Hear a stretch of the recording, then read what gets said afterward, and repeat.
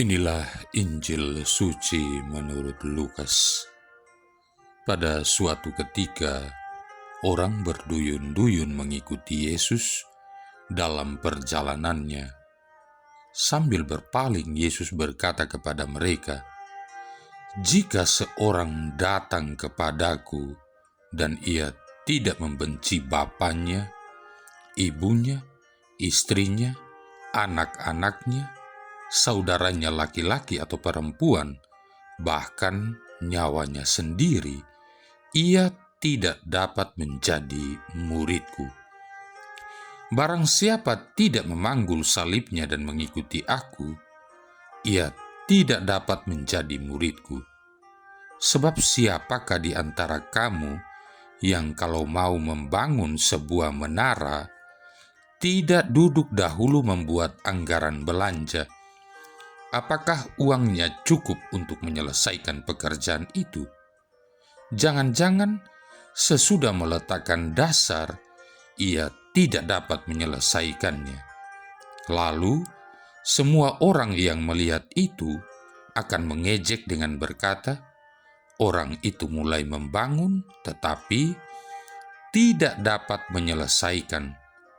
Atau, raja manakah yang hendak berperang melawan raja lain, tidak duduk mempertimbangkan dahulu apakah dengan 10.000 orang ia dapat melawan musuh yang datang menyerang dengan 20.000 orang. Jikalau tidak dapat, ia akan mengirim utusan selama musuh masih jauh untuk menanyakan syarat-syarat perdamaian. Demikianlah setiap orang di antara kamu yang tidak melepaskan diri dari segala miliknya tidak dapat menjadi muridku." Demikianlah sabda Tuhan. Saudara-saudari yang terkasih, seekor katak terjebak di atas sebuah bunga teratai yang dikelilingi oleh buaya-buaya. Satu-satunya harapan adalah melompat ke teratai yang terletak di sebelah yang paling dekat ke darat. Tapi di situ juga ada buaya. Tiba-tiba, seekor burung hantu memberikan ide kepada sang katak. "Kenapa kamu tidak melompat saja ke teratai yang di sebelah buaya itu?" Dengan satu keyakinan penuh, ia pun mulai mengambil posisi dan melompat. Tetapi sial bagi si katak, karena dia jatuh bukan tepat di teratai, tetapi tepat di depan mulut seekor buaya.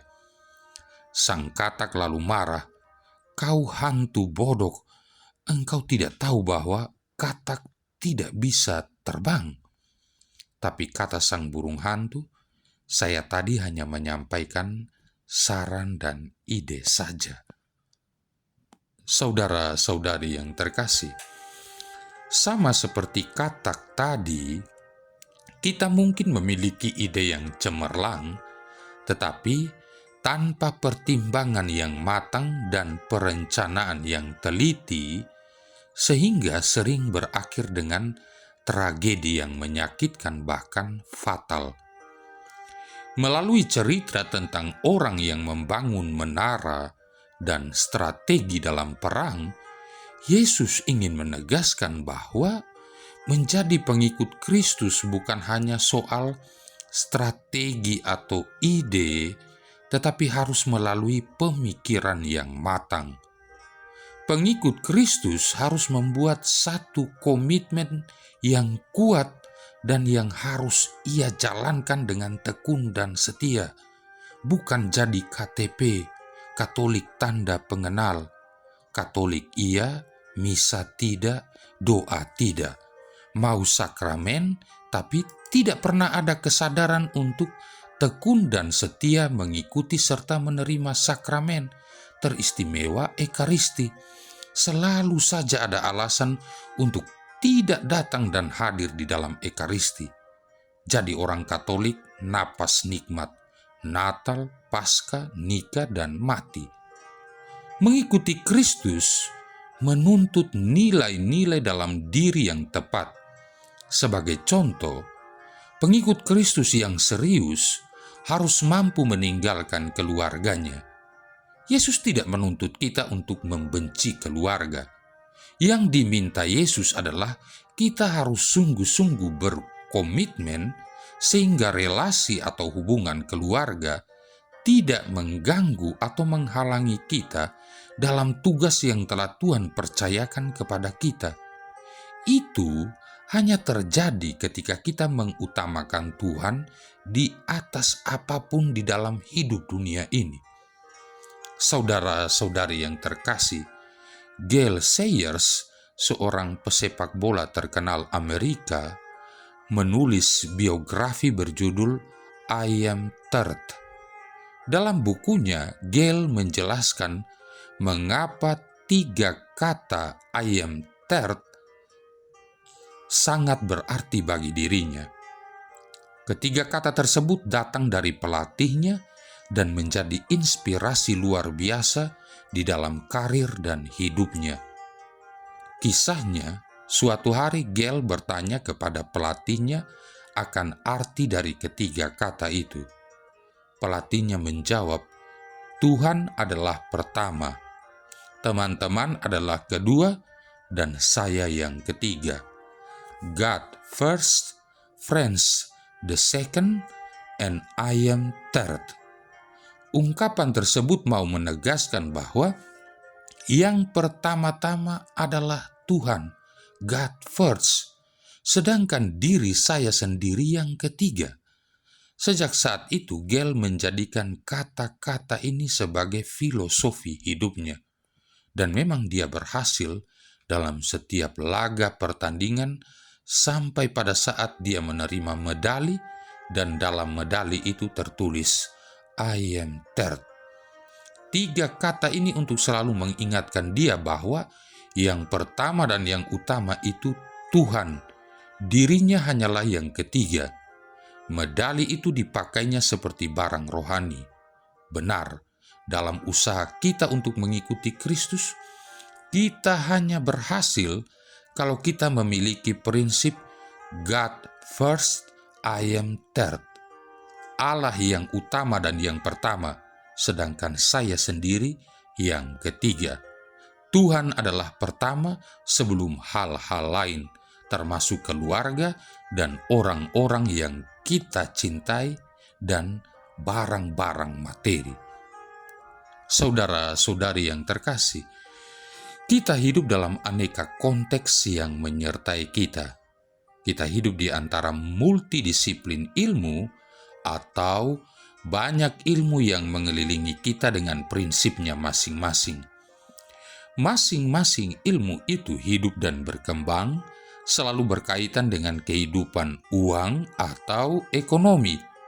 Singkatnya, semua hal berdiri di atas prinsip ekonomi, yaitu dengan pengorbanan yang seminimal mungkin untuk memperoleh hasil yang semaksimal mungkin, atau dengan biaya yang sekecil-kecilnya untuk memperoleh keuntungan yang sebesar-besarnya. Dalam keadaan seperti ini, hari ini gereja mengingatkan kita atau mengajarkan kita sebuah prinsip yang sangat berbeda. Gereja memberikan pandangan yang lain tentang ilmu para pengikut Kristus di sepanjang zaman. Lalu muncul pertanyaan di dalam benak kita masing-masing, apa perbedaan prinsip pengikut Yesus dengan prinsip ekonomi? Perbedaan keduanya ada di sini. Prinsip ekonomi adalah dengan pengorbanan yang sekecil-kecilnya untuk memperoleh hasil yang sebesar-besarnya. Sebaliknya, prinsip pengikut Kristus adalah pengorbanan yang sebesar-besarnya untuk memperoleh keselamatan yang sejati. Prinsip mengikuti Yesus itu diungkapkan di dalam sabdanya pada hari ini. Jika seorang datang kepadaku dan ia tidak membenci bapaknya, ibunya, istrinya, anak-anaknya, saudara-saudarinya, bahkan nyawanya sendiri, ia tidak dapat menjadi muridku.